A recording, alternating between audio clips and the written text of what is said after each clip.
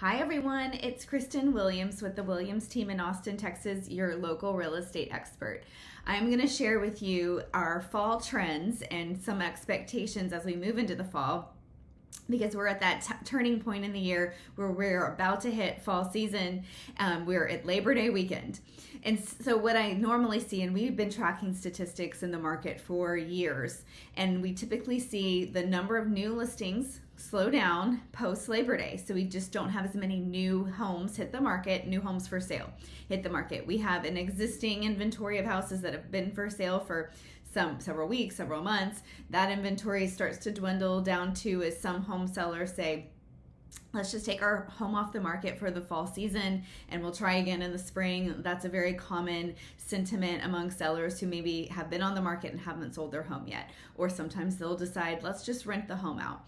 But that trend that we're seeing is we just see fewer new homes hit the market, and the available homes for sale tends to go down in the fall season. And I track back, year over year, and this is a common trend. We might see a slight pickup in new listings over the next 2 weeks, meaning people say, well, let's wait till Labor Day weekend. After that, we'll put our house on the market. If it sells in the fall, that would be wonderful.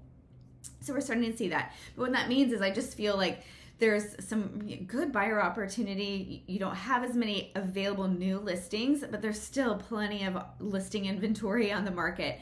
And what we're also seeing is the interest rates are coming down somewhat. So that the fact that interest rates have come down, they're slightly lower today than they were. They're at the lowest point today, if dating back all the way to October of last year.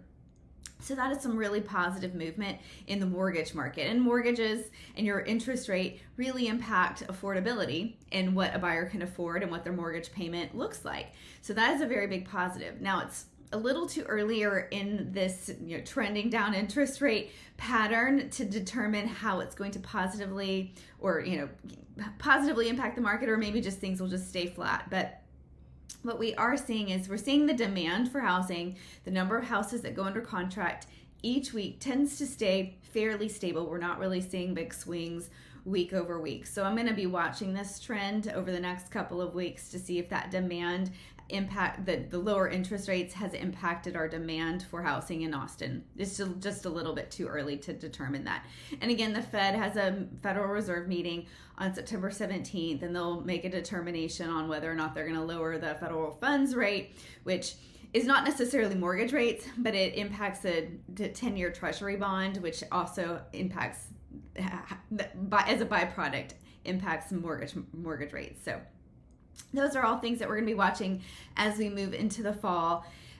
But if you have any questions about real estate, if you want to make a move in the next 12 months, it's a great time to just sit down and meet with us and have a strategy session on what things look like and when it might be a good time for you to make a move, to sell a house, to buy a house, and we'll counsel you on what might be best for your personal situation.